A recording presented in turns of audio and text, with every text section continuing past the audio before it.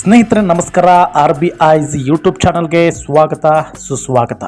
ಸ್ನೇಹಿತರೆ, ಧಾರವಾಡ ಬಿಜೆಪಿ ಮುಖಂಡ ಜಿಲ್ಲಾ ಪಂಚಾಯತ್ ಮಾಜಿ ಸದಸ್ಯ ಯೋಗೇಶ್ ಗೌಡ ಕೊಲೆ ಪ್ರಕರಣದ ಮೊದಲ ಆರೋಪಿ ಬಸವರಾಜ ಮುತ್ತಗಿ ಸೋಮವಾರ ಮಾಫಿ ಸಾಕ್ಷಿಯಾಗಿ ಜನಪ್ರತಿನಿಧಿಗಳ ಕೋರ್ಟ್ನಲ್ಲಿ ಹೇಳಿಕೆಯನ್ನ ಕೊಟ್ಟಿದ್ದಾರೆ.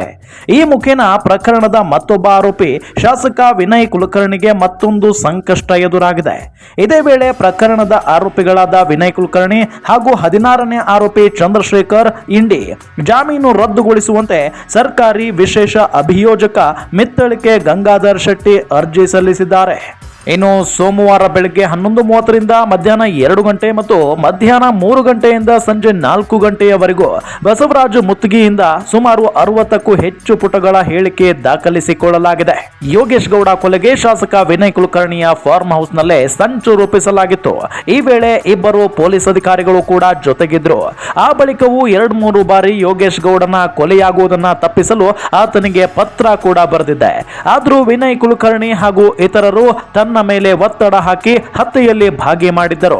ಅಲ್ಲದೆ ಕೊಲೆ ಪ್ರಕರಣ ಮುಚ್ಚಿ ಹಾಕಲು ಪೊಲೀಸ್ ಅಧಿಕಾರಿಗಳಿಗೆ ಹೇಗೆ ಹಣ ತಲುಪಿಸುವುದು ಸೇರಿ ಹತ್ಯೆಗೆ ಹೇಗೆ ಸಂಚು ರೂಪಿಸಲಾಯಿತು ಅನ್ನೋದನ್ನ ಮಾಫಿ ಸಾಕ್ಷಿ ವೇಳೆ ಬಸವರಾಜ ಮುತ್ತಗಿ ಎಳೆಯಾಗಿ ಬಾಯ್ಬಿಟ್ಟಿದ್ದಾರೆ ಅಂತ ಮೂಲಗಳು ತಿಳಿಸಿವೆ. ಜಾಮೀನು ರದ್ದು ಕೋರಿ ಅರ್ಜಿಯನ್ನ ಸಲ್ಲಿಸಲಾಗಿದೆ. ಹೌದು, ಪ್ರಕರಣದ ಆರೋಪಿ ಶಾಸಕ ವಿನಯ್ ಕುಲಕರ್ಣಿ ಹಾಗೂ 16ನೇ ಆರೋಪಿ ಚಂದ್ರಶೇಖರ್ ಇಂಡಿ ಜಾಮೀನು ರದ್ದು ಕೋರಿ ಸಿಬಿಐ ಸರ್ಕಾರಿ ವಿಶೇಷ ಅಭಿಯೋಜಕ ಮಿತ್ತಳಿಕೆ ಗಂಗಾಧರ್ ಶೆಟ್ಟಿ ಅರ್ಜಿ ಸಲ್ಲಿಸಿದ್ದಾರೆ. ಪ್ರಕರಣದ ಸಾಕ್ಷಿಗಳ ಮೇಲೆ ವಿನಯ್ ಕುಲಕರ್ಣಿ ಹಾಗೂ ಚಂದ್ರಶೇಖರ್ ಪ್ರಭಾವ ಬೀರಿದ್ದಾರೆ. ಸಾಕ್ಷಿ 56 ಮತ್ತು 57ಕ್ಕೆ ತುಮಕೂರಿನಲ್ಲಿ ರೂಮ್ ಮಾಡಿದ್ದ ರಾಘವೇಂದ್ರ ಎಂಬಾತನ ಜೊತೆ ರಮೇಶ್ ಎಂಬಾತ ಸಂಪರ್ಕ ಹೊಂದಿದ್ದ. ಈ ರಮೇಶ್ ಜೊತೆ ವಿನಯ್ ಕುಲಕರ್ಣಿ ಪತ್ನಿ ಮತ್ತು ಪುತ್ರಿಯ ಮೊಬೈಲ್ನಿಂದ ಸಂಪರ್ಕದಲ್ಲಿರುವುದು ಗೊತ್ತಾಗಿದೆ. ಈ ಸಂಬಂಧ ಸಿಡಿಆರ್ ಕೂಡ ಕೋರ್ಟ್ಗೆ ಸಲ್ಲಿಸಲಾಗಿತ್ತು. ಬಳಿಕ ವಿಚಾರಣೆ ನಡೆಸಿದ 82ನೇ ಸಿಸಿಎಚ್ ನ್ಯಾಯಾಲಯದ ನ್ಯಾಯಾಧೀಶರಾದ ಸಂತೋಷ್ ಗಜಾನನ್ ಭಟ್ ಅವರು ಅರ್ಜಿಗೆ ಆಕ್ಷೇಪಣೆ ಸಲ್ಲಿಸಲು ಆರೋಪಿ ಪರ ವಕೀಲರಿಗೆ ಕಾಲಾವಕಾಶ ನೀಡಿ ಆದೇಶವನ್ನ ಹೊರಡಿಸಿದ್ದಾರೆ.